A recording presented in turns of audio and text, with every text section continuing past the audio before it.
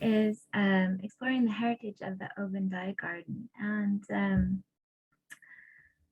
to give you a bit of background, the Rockfield Centre is a Victorian school. It was built in 1876 and opened then and ran until 2007 as a primary school, at which time a new campus was built in the school. The children were moved to a new campus, and the building sat rather derelict for quite a number of years, and was purchased, and the Oban Communities Trust was created, and they took ownership of it and raised quite a bit of money, and it's been refurbished. It has a big, beautiful spaces inside, and we've recently moved back in at the end of May, and we're just now beginning to welcome the community back in. It has been refurbished into a community center as a cultural and heritage and just a community hub for all things creative.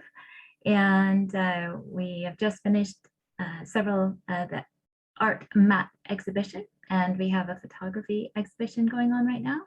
We have several workshops happening, so it's all beginning to open up. There are still some works, still some projects within the building, such as we're waiting to finish the kitchen and open a cafe. So there's lots of exciting things still happening, and it's just, we're opening the doors essentially slowly. So our project is a placement for the dye garden. Now, on the left-hand side of the screen, you can see this bit of scrap, ugly waste ground.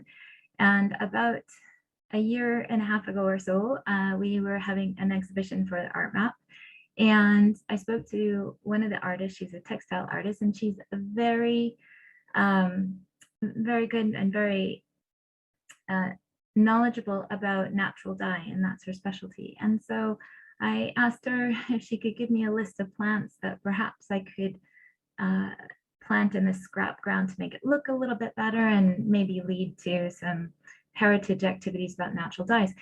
And that small little conversation took on a life of its own, and the eco-creative cluster was started. And on the right-hand side, you can see what is now the dye garden through an incredible amount of volunteer hours and work, and some local artists. They have created this lovely garden space, and it is full of some wonderful plants to create natural dyes. So that is where our project, what we're hoping to have a young person join us who will be working with myself, and also supported by the original textile artist Deborah Gray, and to research natural resources that create natural dyes, and then make a connection to gardens that Oban had in the past.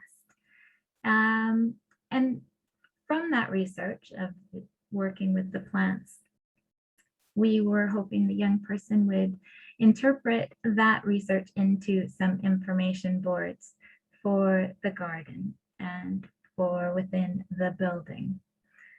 So they will document their work and their experiences digitally. So we're hoping they'll create a list of the plants in the dye garden, research the plants to find out the traditional use of the plants and how they were used, and research to find out if there were any interesting folklore related to the plants. And once again, make connections to the garden resources of the past in Oban.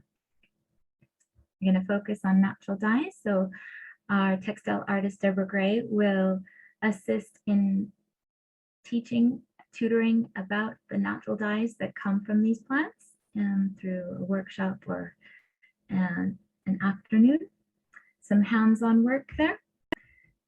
And then we hope our participant will help myself create storyboards such as these to display the information about the garden. And this is really where our participant can show off their creativity and their artistic skills and their design, practice their design skills. It will look really nice on a CV that they have put together this and have this project completed. So also, if this young person would like to take on a more creative slant and create some environmental art for the garden to be on display and work, it's up to them. This is where they can really showcase their own personal interests and their talents.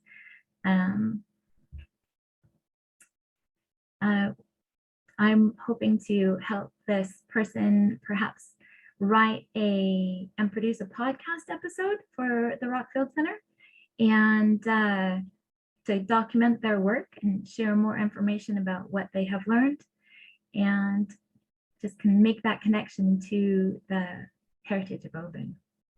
Our placement is very flexible and we'll work alongside you to help you set goals and get your targets so that you're really excited and happy about your final finished project.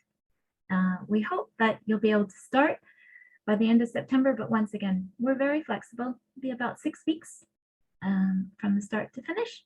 And if you have any questions, just go ahead and ask away.